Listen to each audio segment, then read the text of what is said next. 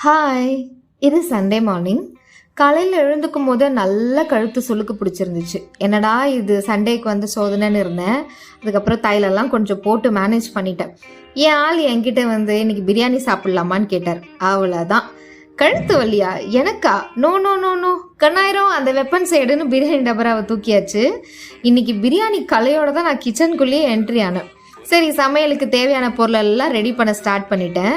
என்கிட்ட கேட்டால் எல்லா டிஷ்ஷை விட பிரியாணி பண்ணுறது தான் ரொம்ப ஈஸின்னு சொல்வேன். ஏன்னா எல்லாத்தையும் ரெடி பண்ணி வச்சுட்டா ஏற்றி இறக்க வேண்டியது, அவ்வளோதான் நம்ம வேலையே.